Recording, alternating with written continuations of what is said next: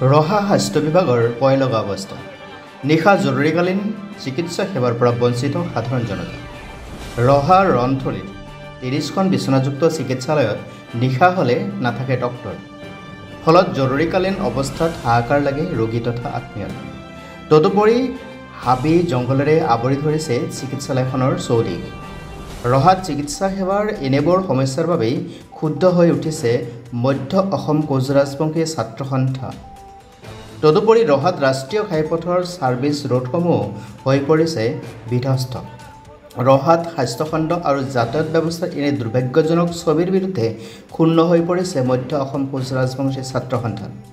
এনে গুৰুত্বপূৰ্ণ সমস্যাৰ বিৰুদ্ধে গণতান্ত্ৰিক আন্দোলনৰ কাৰ্যসূচী লোৱাৰ আগতেই মঙ্গলবাৰে এই জ্বলন্ত সমস্যাসমূহ সমাধানৰ দাবীত মধ্য অসম কোচ ৰাজবংশী ছাত্ৰ সন্থাই ৰহা সমজিলা আয়ুক্তৰ জৰিয়তে মুখ্যমন্ত্ৰী আৰু স্বাস্থ্যমন্ত্ৰীলৈ পৃথকে পৃথকে প্ৰেৰণ কৰে স্মাৰক পত্ৰ ৰহাত বছৰৰ সকলো সময়তে জৰুৰীকালীন চিকিৎসা সেৱাৰ ব্যৱস্থা কৰা যাতায়াতী পথসমূহ সুচল কৰা আদি কেইবাটাও দাবীত মুখ্যমন্ত্ৰীলৈ এই স্মাৰক পত্ৰ প্ৰেৰণ কৰে দাবীসমূহ শীঘ্ৰে পূৰণ নকৰিলে আন্দোলনৰ কাৰ্যসূচী গ্ৰহণ কৰাৰো হুংকাৰ দিয়ে মধ্য অসম কোচ ৰাজবংশী ছাত্ৰ সন্থাই news desk report JNKD news আসলতে আজি আমি দুখনকৈ মেমৰেণ্ডাম আমি প্ৰেৰণ কৰিছো মুখ্যমন্ত্ৰী হিমন্ত বিশ্ব শৰ্মা আৰু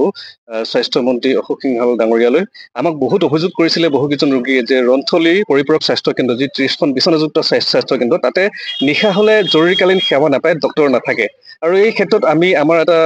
প্ৰজাতি দলে তালৈ গৈছিলো আৰু তাত তেওঁলোকক সোধা পোছা কৰাত তেওঁলোকে ক'লে যে হয় শনিবাৰ আৰু দেওবাৰে তাতে তেওঁলোকৰ ৰাতি মানে জৰুৰী সেৱা নাথাকে আৰু কেতিয়াবা যদি ডক্টৰ ছুটিত থাকে তেতিয়াও জৰুৰী সেৱা তাত নাথাকে আৰু এই যে ডক্টৰ নথকা অৱস্থাত যেতিয়া ৰোগী আহে তেওঁলোকে বাৰ পূজালৈকে পঠাই দিয়ে এতিয়া আমাৰ প্ৰশ্ন হ'ল যে এটা বৃহত্তৰ অঞ্চলত থকা এই স্বাস্থ্য কেন্দ্ৰটোত যদি এনেধৰণে ৰোগী যোৱাৰ পিছত তেওঁলোকে বাৰ পূজালৈ পঠাই দিব লগা হয় তেতিয়াহ'লে এটা দুখৰ আৰু পৰিতাপৰ কথা আৰু এটা লক্ষণীয় কথা যে হাইৱেৰ কাষতে নেশ্যনেল হাইৱেৰ কাষতে অৱস্থিত এই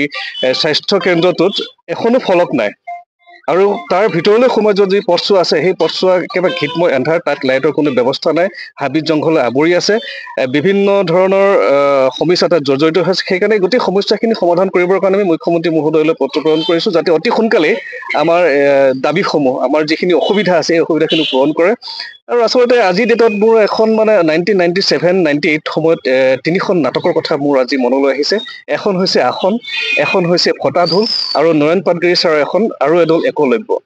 আজি মানে এনেকুৱা লাগিছে আৰু এডল একলব্যৰ নয়ন পাটগিৰি ছাৰে লিখা এটা সংলাপলৈ মনত পৰিছে যে মন্ত্ৰী আহে আহে নাম ধৃতৰাষ্ট্ৰ বেগতে লৈ আহে সোণৰূপৰ বস্ত্ৰ আৰু সেই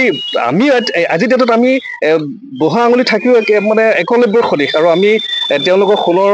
চেলেং পাৰি দিছোঁ আৰু তাৰ ওপৰেদি গৈ তেওঁলোকে আসনত বহিছে আৰু ফটা ঢোল বজাই আছে উন্নতিৰ ফটা ঢোল বজাই আছে আৰু সেই ঢোলৰ চেৰে চেৰে আমি নাচি আছোঁ কিন্তু ৰাইজে এই ক্ষেত্ৰত খুব প্ৰকাশ কৰিছে এনেকৈ নচুৱাই থাকিলে আহি থকা সময়ত কিন্তু ৰাইজে তাৰ উচিত প্ৰত্যুত্তৰ দিব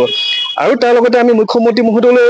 তাতে কলম আমি লিখিছোঁ সেই কলমটো হৈছে ৰহা উৰণে সেতুখন যেতিয়া আপোনালোকে নিশ্চয় সংবাদ মাধ্যমৰ ৰাইজে জানে যেতিয়া বনাইছিলে নিৰ্মাণ হৈ আছিলে তেতিয়া তাত কামৰ একেবাৰে নিম্নমানৰ আছিলে আমি বাৰে বাৰে চৰকাৰক অনুৰোধ জনাইছিলোঁ বিভিন্ন দল সংগঠন অনুৰোধ জনাইছিলে কিন্তু আজিৰ তাৰিখত কোনো ধৰণৰ ব্যৱস্থা নোলোৱাৰ কাৰণে জমৰ যাতনা ভুগিব লগা হৈছে দুই কাষে থকা ছাৰ্ভিচ ৰুটকেইটা এতিয়া আপোনালোকে গ'লে নিশ্চয় দেখিব সিদিনা গতিকে এই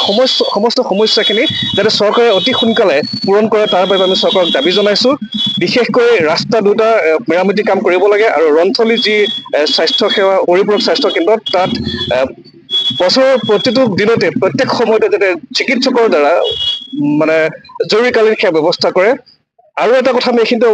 মুখ্যমন্ত্ৰী মহোদয়ক জনাব বিচাৰিছোঁ যেতিয়া হঠাৎ হাইৱেৰ ফালে আহি থকা এজন পথচাৰী অসুস্থ হৈ পৰে তেতিয়া তেওঁ চিকিৎসালয়খন চিনাক্ত কৰি বা ওচৰতে থকা এই চিকিৎসালয়খনলৈ তেওঁলোকে যাব বিচাৰে কিন্তু ইয়াতে কোনো ফলক নথকাৰ কাৰণে যাব নোৱাৰে ৰাতি এন্ধাৰটো দেখিব নোৱাৰি ভোটৰ ঘৰলৈ যোৱা যেন লাগে এই সমস্যাখিনি যাতে সমাধান কৰি মুখ্যমন্ত্ৰী মহোদয়ে ৰহা অঞ্চলবাসীৰ ৰাইজৰ লগতে ৰাষ্ট্ৰীয় ঘাইপথত অহা যোৱা কৰা পথচাৰীসকলক সহায় সহযোগিতা আগবঢ়ায় তাৰ বাবে আমি তেখেতক দাবী জনাইছোঁ